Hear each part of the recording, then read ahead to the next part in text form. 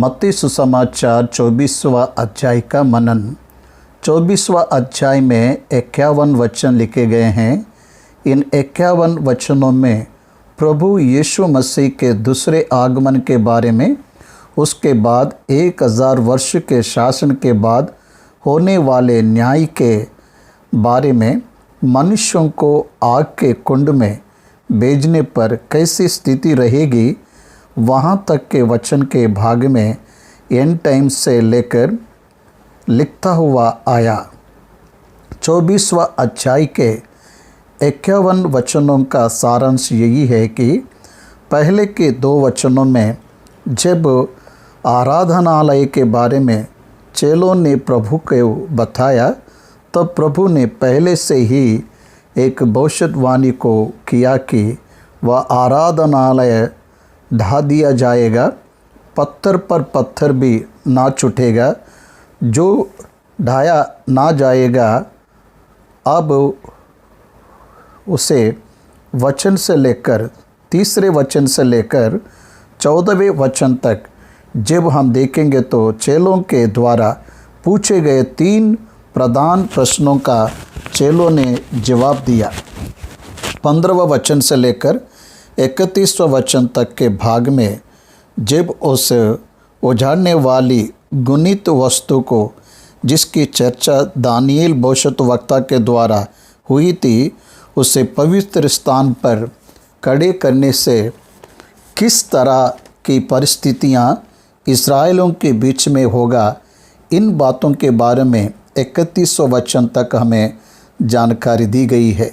29वां वचन से लेकर 31वां वचन के बीच में महासंकट समाप्त होने पर प्रभु का आगमन किस तरह से होगा, उसके बारे में बताया।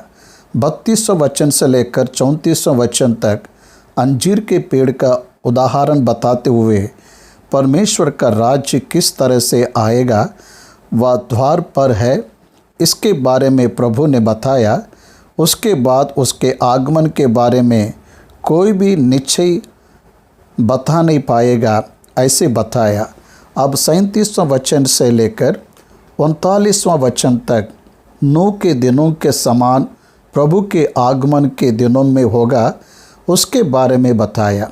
40वां वचन से लेकर 41वां वचन तक खेत में रहने वाले, चक्की पीसने वाले, एक ले ली जाएगी और दूसरी छोड़ दिया जाएगी, उसके बारे में बताया।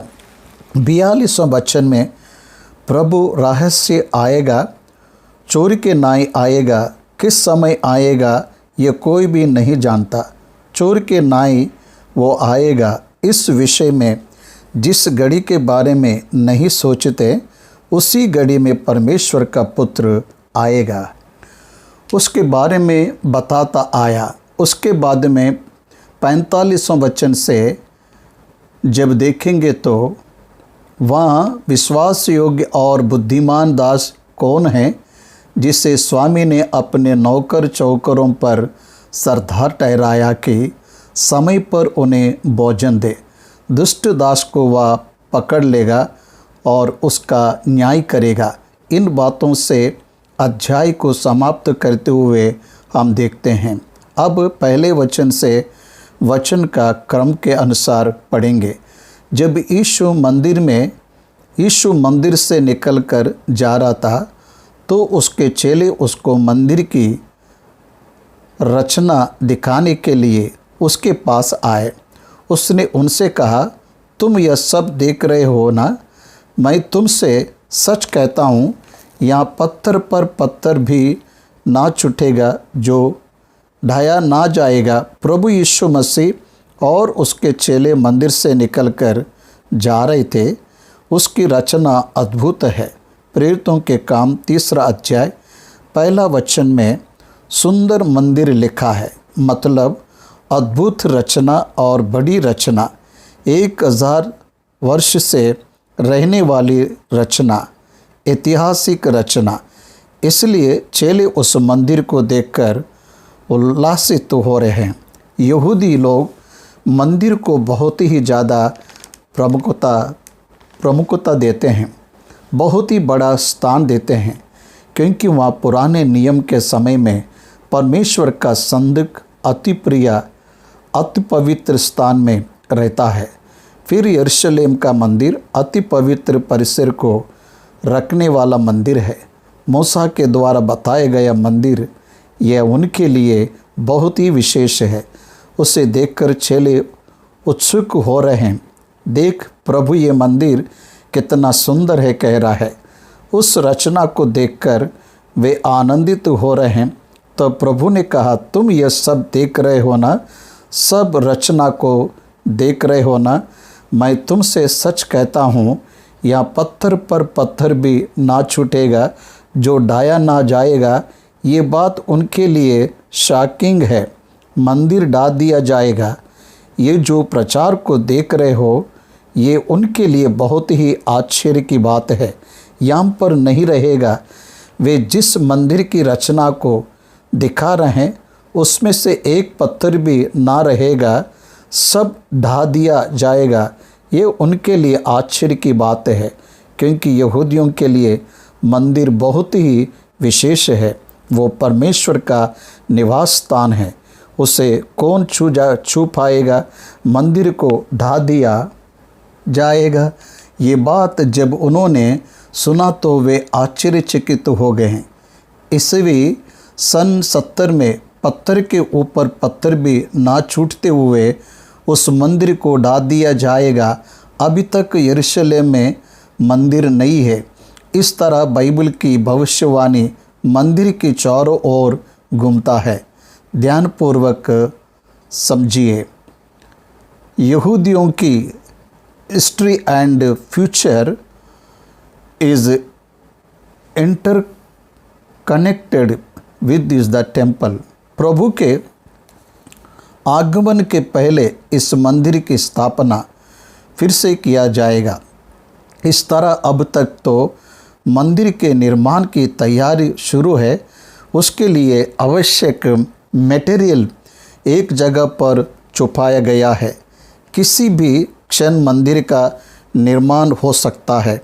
इन दिनों में व्हाट्सएप और यूट्यूब प्रोग्राम्स में ड्रम ऑफ द रॉक को गिराकर वहाँ पर ही मंदिर को बनाया जाएगा, ऐसा सोच रहे। मोहम्मदियों के हाथ में रहने वाले डूम ऑफ द रॉक को यहूदी लोग स्वाधीन में लेंगे। ऐसा बहुत से बातें अब तक चर्चा में आए हैं। यरूशलेम के मंदिर की फिर से स्थापना करने के लिए, यरूशलेम को मुख्य नगर बनाने के लिए यहूदी लोगों ने ट्रंप के शासन में प्रयत्न किए। ये हम देखते हैं। आखिर में जब यरूशलेम को राजधानी के रूप में घोषित किए, तब सब आश्चर्यचकित हो गए। प्रभु का दूसरा आगमन आ रहा है, ये सोचकर इस तरह मंदिर फिर बनाए जाएंगे। उसके बाद में महासंकट के समय में मंदिर के विधियां भ्रष्ट होंगे, ऐसा वचन हमें बताता है। मंदिर यहूदियों के लिए बहुत ही विशेष है। वो ढा दिया जाएगा, पत्थर पर पत्थर भी नहीं रहेगा। जब ये बात प्रभु ने उनसे कहा तो ये उनके लिए शॉकिंग बात रहा। प्रभु ने मंदिर को ढाकर फिर से 3 दिन में निर्माण करने की जो बात किया, उसके बारे में भी 6 दोष के कामों को जो लगाएं, उसके बारे में भी प्रस्ताव आया। मंदिर को ढा देने की बात उसने शरीर के विषय में कहा था, लेकिन उन्होंने उसे मंदिर के रूप में लिए। इस तरह मंदिर के बारे में जब हम पूरे बाइबल में देखेंगे तो निर्गमन के पुस्तक अति पवित्र स्थान के नमूने से लेकर सोलोमन महाराजा के द्वारा मंदिर के निर्माण करने से लेकर बेबीलोन के राजा के गिराने के बाद ईसा पूर्व 586 उसको गिराने के बाद जेरुब्बाबेल ने इस पूर्व 516 में एक नवीन मंदिर का निर्माण करने के बाद हेरोदिस के महाराजा के 400 वर्ष पूर्व निर्माण करने के बाद 40 वर्ष उसे रिपेयर करने के बाद उतना वैभव को रखने वाले जेरुब्बाबेल टेम्पल रिबिल्ट और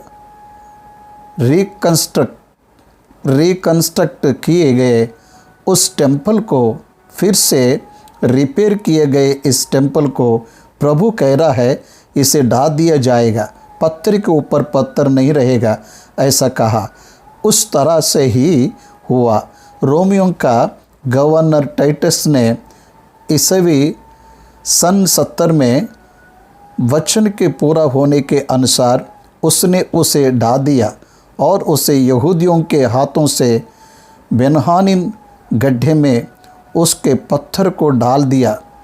अब और वचन में अब तीसरे वचन से 10वें वचन तक जब हम देखते हैं तो जब वहाँ जैतून पहाड़ पर बैठा था तो चेलों ने एकांत में उसके पास आकर कहा, चेले एकांत में उससे मिले। वे वहाँ पर 3 प्रश्नों को पूछ रहे, कब होगी तेरे आने का और जगत के अंत का क्या चिन्ह होगा।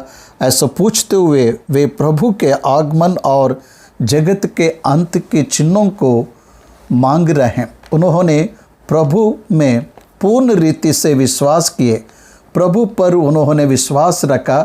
प्रभु सब जानता है, उसे परमेश्वर की ओर से भेजा गया है, प्रभु की इच्छा के अनुसार वह कार्य कर रहा है।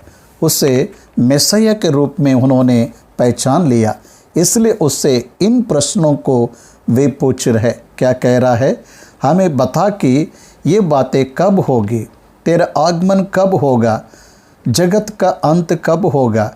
इस पर प्रभु के जवाब को हम 4 वचन में देखते हैं। यीशु ने उनको उत्तर दिया, सावधान रहो, कोई तुम्हें ना भरमाने पाए, क्योंकि बहुत से ऐसे होंगे जो मेरे नाम से आकर कहेंगे मैं मसीह हूँ, और बहुतों को भरमाएंगे। अंत के दिनों का चिन्ह यह है कि प्रभु के नाम में बहुत से लोग आएंगे और वे यहूदियों को भरमाएंगे। चुने हुए लोगों को भरमाने के लिए शैतान स्वयं ही प्रकाश के दूत का वेश धारण करेगा। कुरिन्थियों की पत्री में इस बात को स्पष्ट रूप से लिखा गया। अंत के दिनों में बहुत से लोग प्रभु के नाम से आएंगे, इसलिए पौलुस ने कहा, आत्मा को परखे बिना उस पर विश्वास ना करना। सच्ची आत्मा वही है जो यीशु मसीह का अंगीकार करता है, वही पवित्र आत्मा है। उसका तिरस्कार करने वाला हर एक आत्मा दुरात्मा है। सावधान मतलब उसका जन्म, उसका जीवन, उसकी मृत्यु, उसका पुनरुत्थान और उसका आरोहण और उसका दूसरा आगमन, इसके बारे में जो आत्मा सही प्रचार करता है वही पवित्र आत्मा है। उसकी मानवता और प्रभुता का जो तिरस्कार करता है वह दुरात्मा से परिपूर्ण है, ऐसे बताया। प्रभु ने यहाँ क्या कहा, कोई तुम्हें भरमाने पाए। It is your responsibility, you should not be cheated by others, you should take care of yourself. अपने आप को लेकर आपको सावधान रहना है, क्योंकि मैं ही मसीह हूँ ऐसा कहते हुए बहुतों का भरमाएंगे। मैं ही मसीह हूँ ऐसा भरमाने वाले में से आखिरी एंटीक्राइस्ट है। निश्चय यहूदियों को विश्वास दिलाकर धोखा देने वाला एंटीक्राइस्ट है। एंटीक्राइस्ट का मतलब धर्म का विरोधी। ये यरूशलेम के मंदिर में प्रवेश करेगा। 7 वर्ष के महासंकट में ये मंदिर अपने आप को परमेश्वर कहकर प्रकट करते हुए हमें दिखाई देगा। दूसरों को भरमाने की वो कोशिश करेगा। इस बात का प्रभु ने पहले से ही चेतावनी दिया। मसीह किस तरह से आएगा, वो स्वयं ही मसीह है। या कहते हुए लोगों को भरमाएगा। जब वो मसीहा हो या कहकर मंदिर के सिंहासन पर बैठेगा, तब वे प्रभु के स्थान को पाना चाहता, ये बात को समझ जाएंगे। देखिए, कुछ बात को प्रभु बता रहा है, तुम लड़ाइयों की चर्चा सुनोगे तो घबराना ना जाना, क्योंकि इनका होना अवश्य है, परंतु उस समय अंत ना होगा। विश्वास में अगर हम देखने से हर एक पीढ़ी में शुद्ध के समाचार को सुन रहे हैं। इतना ही नहीं, भारत देश के इतिहास को ही ले लीजिए। पाकिस्तान से युद्ध के बारे में हम सुनते ही रहते हैं। चीन से युद्ध के बारे में सुसमाचार को हम अब देख रहे हैं। विश्व भर के कई देशों के युद्ध के बारे में हमने सुना है। इराक और ईरान के वार के बारे में हमने सुना है। कारगिल वार के बारे में हमेशा हमारे समय में हमने सुना है। लड़ाइयों की चर्चा सुनाई देगी, परंतु उस समय अंत ना होगा। अंत का समय आने के लिए प्रभु का आगमन होना चाहिए। 7 वर्ष पृथ्वी पर महासंकट, 7 वर्ष स्वर्ग में विवाह भोज होना ही चाहिए। उसके बाद 1000 वर्ष का शासन होना चाहिए। प्रभु का आगमन पृथ्वी पर भौतिक रूप से होने के बाद ही 1000 वर्ष का शासन होना चाहिए। 1000 वर्ष के शासन के बाद एक विशेष युद्ध होना है। शैतान के दूत और प्रभु के बीच में युद्ध होना है। उस युद्ध में उसे हारना है, तब न्याय होगा। उसके बाद में आग के कुंड में मनुष्यों और शैतान को भेजेगा। ये सीक्वेंसी है। इस तरह से प्रभु सब बातों को बताता आ रहा है, क्योंकि इनका होना अवश्य है, परंतु उस समय अंत ना होगा। क्योंकि जाति पर जाति और राज्य पर राज्य चढ़ाई करेगा, और जगह जगह अकाल पड़ेंगे और भूकंप होंगे। ये सब बातें पीड़ाओं का आरंभ होगी। बिफोर द ये tribulation period, this will be the condition. सब बातों का होना ही है। क्या होना है? भूकंप, सुनामी, अकाल, इन सब को होना ही है। ये सब प्रारंभ है। तब वे क्लेश देने के लिए तुम्हें पकड़वाएंगे और तुम्हें मार डालेंगे, और मेरे नाम के कारण सब जातियों के लोग तुमसे भय रखेंगे। यहूदी लोग सब जातियों के लोगों के द्वारा अंत के दिनों में बहर को पाएंगे। अभी यहूदी लोगों को विश्व भर के सभी देश आदर करते हैं। विश्व भर के बहुत से देश उनके पीछे हैं, लेकिन एंटी क्राइस्ट के शासन में सारे विश्व के लोग एक होकर यहूदियों को भगाएंगे। वे भाग कर जाएंगे और महासंकट को पाएंगे। तो बहुत से ठोकर खाएंगे और एक दूसरे को पकड़वाएंगे और एक दूसरे से बैर रखेंगे। बहुत से झूठे भविष्यद्वक्ता उठ खड़े होंगे और बहुतों को भरमाएंगे। अधर्म के बढ़ने से बहुतों का प्रेम ठंडा पड़ जाएगा। ये सब बातें भी आज हो रहा है। अधर्म बढ़ गया और प्रेम ठंडा पड़ गया। सुसमाचार का बहुविस्तार होने वाले इस समय में भी अधर्म बढ़ गया और प्रेम ठंड पड़ जाएगा। परंतु जो अंत तक धीरज धरे रहेगा, उसी का उद्धार होगा। ये यहूदियों से संबंधित बातें हैं।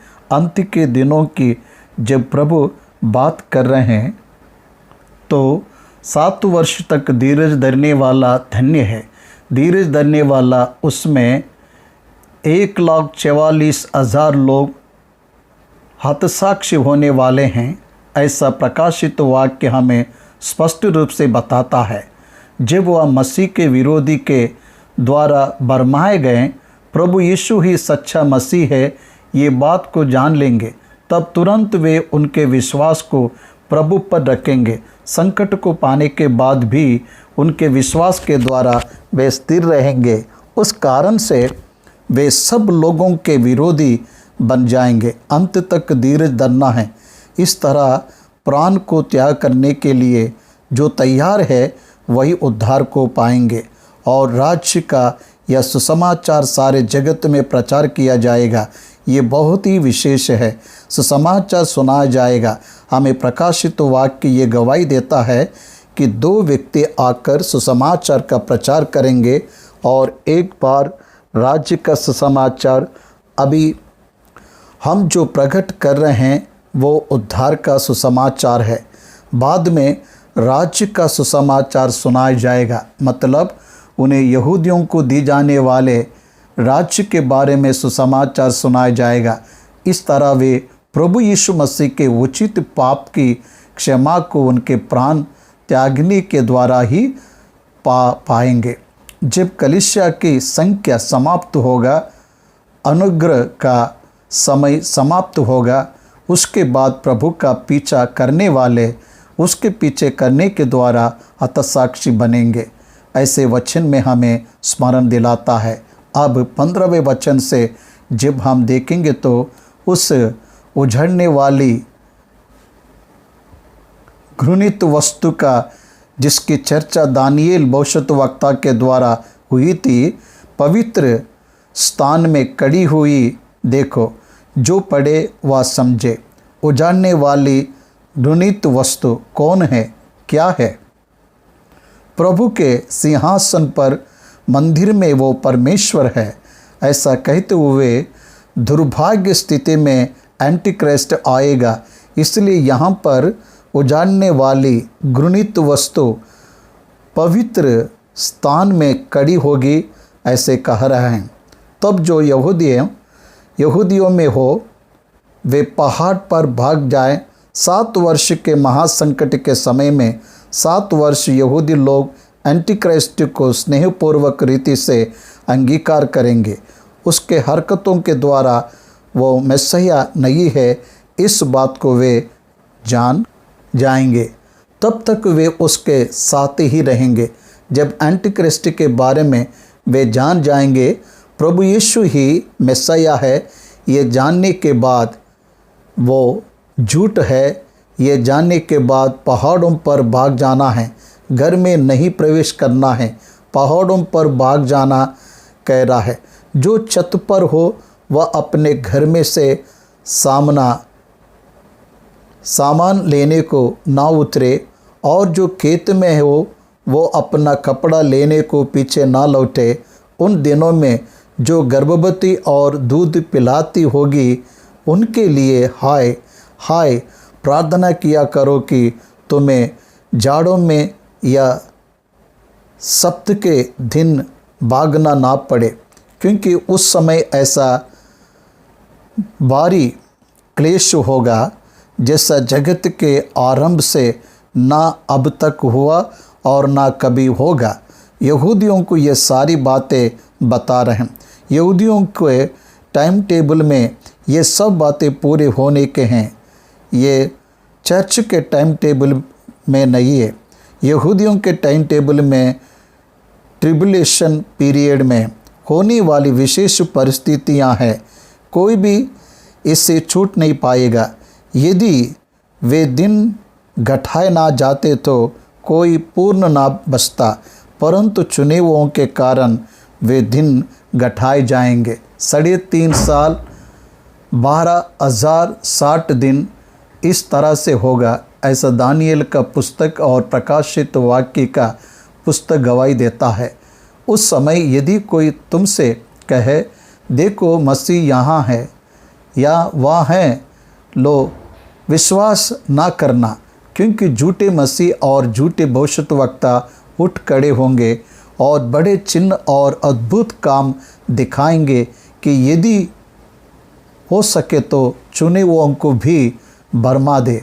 देखो, मैंने पहले से तुमसे यह सब कुछ कह दिया है, इसलिए यदि वे तुमसे कहे देखो वह जंगल में हैं तो बाहर ना निकल जाना, या देखो वह कोठरियों में है तो विश्वास ना करना। प्रभु का आगमन कैसे रहेगा, कहाँ रहा, कैसा रहेगा कह रहा है। जैसे बिजली पूर्व से निकलकर पश्चिम तक चमकती है, वैसे ही मनुष्य के पुत्र का भी आना होगा। सूचना, जहाँ लोभ हो वहीं गीदड़ इकट्ठे होंगे। इट्स ए उसी तरह जैसे बिजली पूर्व से निकलकर पश्चिम तक चमकती है तो दिखती है, वैसे ही प्रभु का आगमन भी दिखाई देगा। आपको ध्यान देना है वे वचन में, क्योंकि तुम नहीं जानते, 43वां वचन में, क्योंकि तुम नहीं जानते हो कि प्रभु किस दिन आएगा, परंतु यह जान लो कि यदि घर का स्वामी जानता होता कि चोर किस पहर आएगा तो जागता रहता और अपने घर में सेंग लगने ना देता। इसलिए तुम भी तैयार रहो, क्योंकि जिस घड़ी के विषय में तुम सोचते भी नहीं हो, उसी घड़ी मनुष्य का पुत्र आ जाएगा। यहाँ पर 27 वचन में ओपनली आएगा ऐसा लिखा। 43वां और 47वां वचन में सीक्रेटली आएगा ऐसा लिखा। इस तरह प्रभु यीशु मसीह का दूसरा आगमन हमें दो तरह से दिखाई देता है। पहला रहस्य आगमन, दूसरा ओपन आगमन। पहला रहस्य आगमन कलीसिया के लिए मध्याकाश में आने वाला है। दूसरा आगमन उसके जैतून पहाड़ पर कदम रखने वाला है। ये आपको जानना है। अब 29वां वचन में, उन दिनों के क्लेश के तुरंत बाद सूर्य अंधियारा हो जाएगा और चंद्रमा का प्रकाश जाता रहेगा और तारे आकाश से गिर पड़ेंगे और आकाश की शक्तियाँ जाएगी। देख रहे हो क्या? क्लेश के तुरंत बाद 7 साल के बाद 70 हफ्ता के बाद प्रभु जब ओपन आगमन करेगा तो कैसा रहेगा? सूर्य अंधकार हो जाएगा और चंद्रमा का प्रकाश जाता रहेगा। यशायाह की पुस्तक 13वां अध्याय 10वां वचन, योएल की पुस्तक 2 अध्याय 30-31 वचन, हेजकेल की पुस्तक 32वां अध्याय 7 और 8 वचन इन्हीं बातों की गवाही को देता है। इन्हीं बातों की गवाही को देता है। सूर्य अंधियारा हो जाएगा, चंद्रमा लाल होगा, ऐसे कह रहे हैं, और तारे आकाश से गिर पड़ेंगे और आकाश की शक्तियाँ हिलाई जाएगी। तो मनुष्य के पुत्र प्रभु यीशु मसीह का चिन्ह आकाश में दिखाई देगा और तो पृथ्वी के सब कुलों के लोग छाती पीटेंगे और मनुष्य के पुत्र को बड़ी सामर्थ और ऐश्वर्य के साथ आकाश के बादलों पर आते देखेंगे। जैतून पहाड़ के ऊपर वह अपने कदमों को रखेगा। साइंटिस्ट लोग बता रहे हैं जैतून के पहाड़ का 2 भाग हुआ और गहरा काई बनेगा। होटल्स बांधने वालों को आज भी बांधने से मना कर रहे हैं। ये हम देख रहे हैं। इस तरह से प्रभु का बाहरी आगमन कैसे होगा कह रहा है। बड़ी सामर्थ और ऐश के साथ आकाश के बादलों पर आते देखेंगे।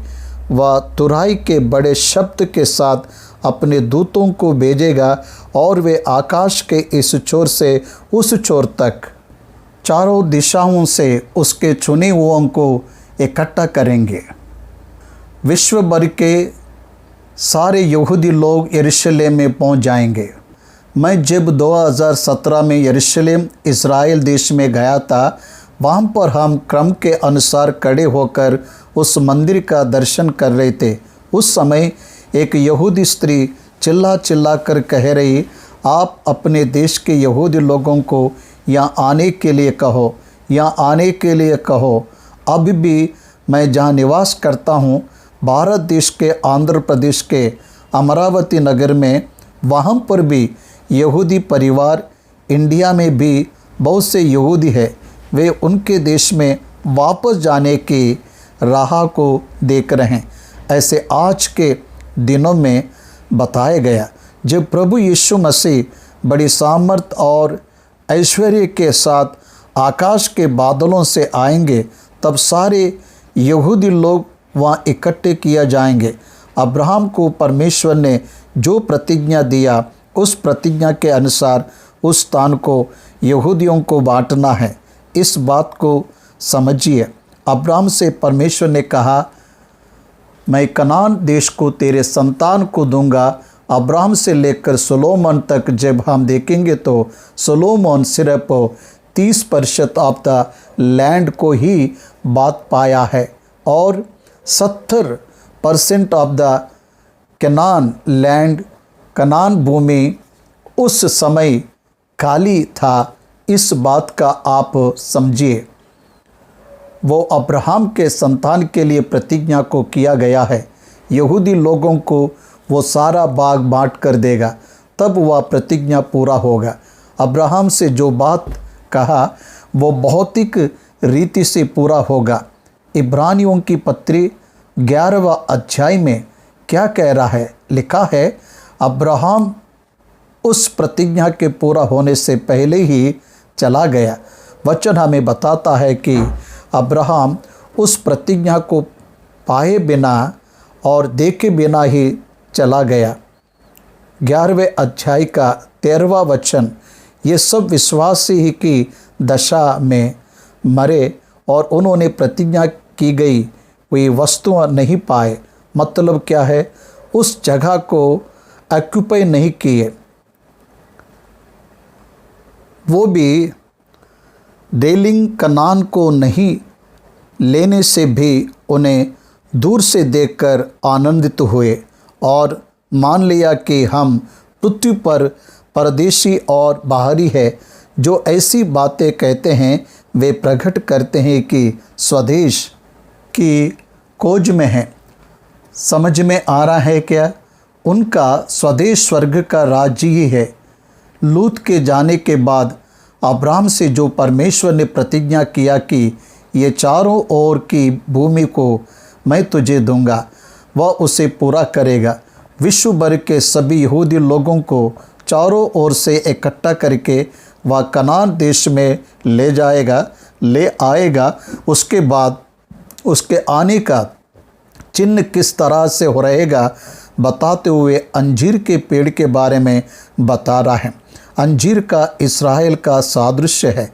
जब इसकी डाली कोमल हो जाती और पत्ते निकलने लगते हैं तो तुम जान लेते हो कि ग्रीष्मकाल निकट है। अंजीर के पेड़ के पत्ते निकलने का क्या अर्थ है? अंजीर के पेड़ के बारे में 2 बातों को बताऊंगा, सुनिए। देखिए, अंजीर का पेड़ किसके सादृश्य है? प्रभु यीशु मसीह को क्रूस पर चढ़ाते समय सभी यहूदियों ने एक ही बात कहा, इस लहू का दोष हमारे और हमारे बच्चों के ऊपर रहेगा।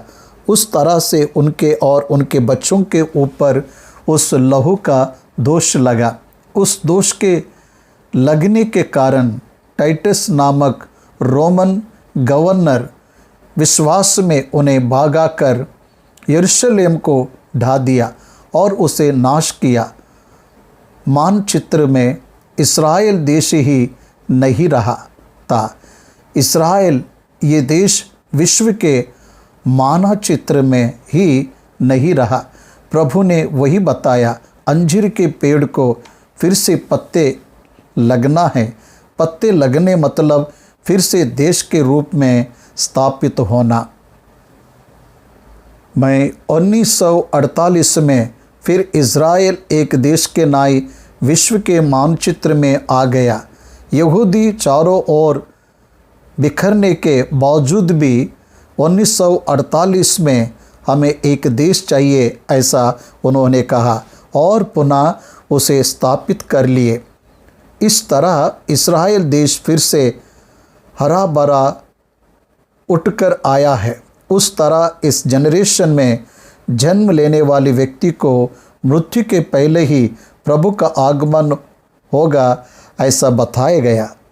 उस जनरेशन में जब लास्ट पर्सन के मरने के बाद प्रभु का आगमन होगा, ऐसा विश्वास है।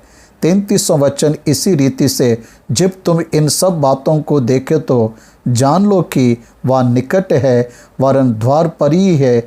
मैं तुमसे सच कहता हूँ कि जब तक ये सब बातें पूरी ना हो ले, तब तक इस पीढ़ी का अंत ना होगा। किस पीढ़ी का? मैंने बताया हूँ ना, 1948 में जन्म लेने वाले में से अत्यधिक आयु से जीने वाला व्यक्ति, उस व्यक्ति के मरने से पहले, उस व्यक्ति के लास्ट ब्रीथ से पहले ही प्रभु का आगमन आएगा, ऐसे कह रहा है। अब अगर 1900 ईसा पूर्व 1948 से हम गिनने से 72 वर्ष अब तक हुआ। इस तरह से बहुत ही कम समय में प्रभु का आगमन होगा, ये हमें जानना है।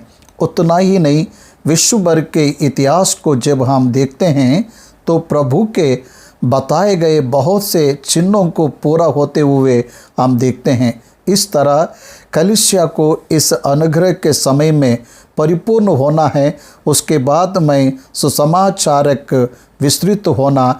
मैंने कुछ वर्षों से सुसमाचार बड़ी तेज़ी से फैलेगा ये बात सुनकर सोचता था वो कैसा होगा। आज यूट्यूब और फेसबुक के द्वारा परमेश्वर का वचन बहुतायत रीति से प्रोक्लेम किया जा रहा है। इस कोरोना नामक महामारी के आने के बाद ऑनलाइन सिस्टम के द्वारा हर एक घर में सुसमाचार जा रहा है। हर एक परिवार के लोग ऑनलाइन सिस्टम के द्वारा प्रभु को जान पा रहे हैं, प्रभु के बारे में प्रकट कर रहे हैं, यीशु के बारे में प्रकट कर रहे हैं। क्यों प्रकट कर रहे हैं? आप अगर देखेंगे तो 1950 के अंतर्गत लगभग 50 देश स्वतंत्रता को पार पाए। भारत देश, पाकिस्तान, अफगानिस्तान, ऐसे बहुत से देश स्वतंत्र हुए। उनमें लोकतंत्र देश निर्माण हुए। प्रजा ही प्रजा का शासन करे, ऐसा देशों का निर्माण करे। ये कंट्रीज के आने के द्वारा सुसमाचार का विस्तृत रीति से प्रचार करने का अवसर मिला। अनुग्रह के समय में इससे बड़ी बात क्या हो सकता है? हर एक व्यक्ति सुसमाचार का प्रचार कर पा रहा है। बिना सजा के हम उनके हर प्रश्नों के जवाबों का दे पा रहे हैं। देखिए, एक समय में प्रेरित लोग यहूदी लोगों को हर प्रकार के काउंटर देने पर भी उन्हें मारा गया। अब किसी भी धर्म के लोगों के साथ सुसमाचार को प्रचार करने का अवसर अनुग्रह के द्वारा दिया गया। इस तरह सुसमाचार बड़ी तीव्रता से फैल रहा है। इससे हम यह जान सकते हैं या हमें इस बात को सीखना चाहिए कि आकाश और पृथ्वी टल जाए तो भी प्रभु का वचन नहीं टलेगा। उसके बाद प्रभु के आगमन के बारे में बहुत से लोग प्रचार कर रहे हैं। प्रभु का दिन इस तरह से आएगा, ऐसा प्रचार कर रहे हैं। लेकिन प्रभु ने कहा वो दिन किसी को भी नहीं पता। 33वां वचन, उस दिन और उस घड़ी के विषय में कोई नहीं जानता, ना स्वर्ग के दूत, ना पुत्र, परंतु केवल पिता। पुत्र भी नहीं जानता कि मतलब हाइपोस्टिक यूनियन मनुष्य के रूप में वह नहीं जानता। बहुत ही ध्यानपूर्वक यीशु मसीह को जानता है। प्रभु यीशु मसीह जब 100% मानव थे, तब का ये स्टैंडर्ड स्टेटमेंट है। उसी तरह प्रकाशित वाक्य 1 अध्याय 1 में जो स्टेटमेंट है वे दूतों को बताने के लिए प्रत्यक्ष क्रिया, वो भी मनुष्य से संबंधित है। वो परमेश्वर होने के कारण सब जानता है, फिर भी मनुष्य के नाई बताए गए और सिखाने वाले के नाई हमें दिखाई देता है। इस तरह उसके मानवता को लेकर किए गए स्टेटमेंट को लेकर उसके दैविकता के विषय में टोकर नहीं खाना चाहिए। इसलिए परमेश्वर के विषय में टोकर ना खाने वाला धन्य है, ऐसा वचन हमें बताता है। उस दिन और घड़ी के विषय में कोई नहीं जानता, ना स्वर्ग के दूत और ना पुत्र, ऐसे प्रभु कह रहा है। 37वां वचन से लेकर 38वां वचन तक जिस तरह से जल प्रलय का दिन हुआ उसी तरह मनुष्य के पुत्र के दिनों में होगा, ऐसा कह रहा है। जल प्रलय के दिनों में क्या क्या हुआ, जैसे नूह के दिनों में वैसा ही मनुष्य के पुत्र का आना भी होगा।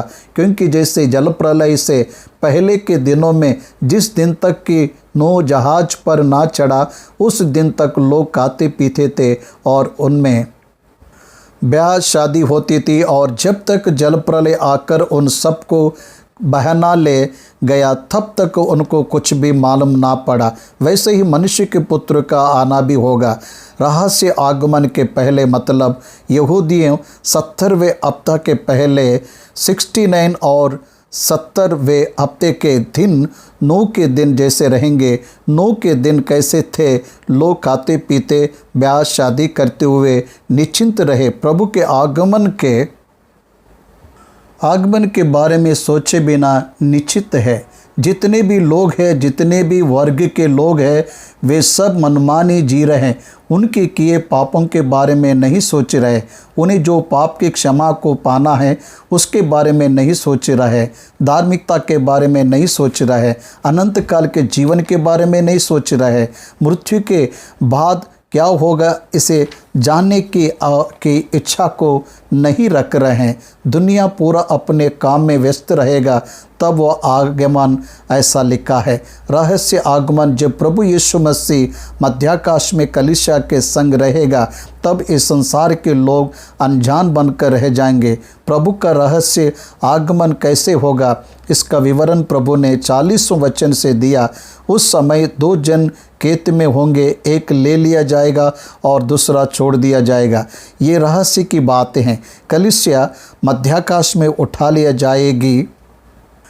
पहला थिस्सलुनीकी पत्रिका 4 अध्याय 13 वचन में हमने देखा है, क्षण भर में बदलाव आएगा। जो मसीह में मरे हैं वे पहले जी उठेंगे, तब हम जो जीवित और बचे रहेंगे उनके साथ बादलों पर उठा लिए जाएंगे कि हवा में प्रभु से मिले। इसके बारे में क्या कह रहा है? 2 जन खेत में रहेंगे, एक ले लिया जाएगा और दूसरा छोड़ दिया जाएगा। 2 स्त्रियां चक्की पीसते रहेगी, एक ले लिया जाएगी और दूसरी छोड़ दिया जाएगी। इसलिए जागते रहो, क्योंकि तुम नहीं जानते कि तुम्हारा प्रभु किस दिन आएगा। परंतु ये जान लो कि यदि घर का स्वामी जानता होता कि चोर किस पहर पर आएगा तो जागता रहता और अपने घर में सेंग लगने ना देता। इसलिए तुम भी तैयार रहो, क्योंकि जिस घड़ी के विषय में तुम सोचते भी नहीं हो उसी घड़ी मनुष्य का पुत्र भी आ जाएगा। ये कलीसिया को दी गई चेतावनी है, मतलब आपके और मेरे लिए चेतावनी है। किस घड़ी प्रभु आएगा हम नहीं जानते हैं, इसलिए हमें सावधान रहना चाहिए। जब कुंवारी का दृष्टांत प्रभु ने बताया, उसमें से 5 कुंवारियाँ दूल्हे के आगमन के लिए तैयार थे, 5 तैयार नहीं थे। इसलिए इस अनुग्रह के समय में मसीह कलीसिया को तैयार रहना है। उनके जीवन को प्रभु के अनुसार बताने हुए उसके साथ संगति, विश्वास और प्रार्थना में, उसके मनन में, उसके प्रचार में हमें तैयार रहना है। यही परमेश्वर का वचन भी हमें बताता है। कलीसिया में कुछ लोग उठाए जाएंगे और कुछ लोग छोड़ दिए जाएंगे। उठाए जाने वाला झुंड में तुम हो या यही सबसे बड़ा प्रश्न है। इस तरह उद्धार पाने वालों को प्रभु अपने साथ ले जाएगा। 7 वर्ष का बोझ मध्याकाश में होगा, इसलिए इस विवाह के बोझ में सम्मिलित होने वाले धन्य है, ऐसा वचन हमें बताता है। ये रहस्य आगमन है। 27 वचन में ओपन आगमन है। वो पृथ्वी पर जैतून के पहाड़ पर राज्य की स्थापना के समय होने वाला है। ये रहस्य आगमन कलीसिया के लिए हैं। 7 वर्ष मध्याकाश में रहने पर वही पृथ्वी पर 70 हफ्ता के बाद दानियल का 70 का हफ्ता शुरू होगा। 70 हफ्ता मतलब 7 वर्ष का सादृश्य है। ये 7 वर्ष मसीह विरोध का शासन इस पृथ्वी पर होगा। प्रभु के आकर उसे मारने तक 70 वर्ष तक मसीह विरोधी का शासन पृथ्वी पर रहेगा, ऐसा बताया जा रहा है। 44वां वचन, इसलिए तुम भी तैयार रहो, क्योंकि जिस घड़ी के विषय में तुम सोचते भी नहीं हो उसी घड़ी मनुष्य का पुत्र आ जाएगा। अतः वह विश्वास योग्य और बुद्धिमान दास कौन है जिसे स्वामी ने अपने नौकर चौकरों पर श्रद्धा ठहराया कि समय पर उन्हें भोजन दे। धन्य है वह दास जिसे उसका स्वामी आकर ऐसा ही करते पाए।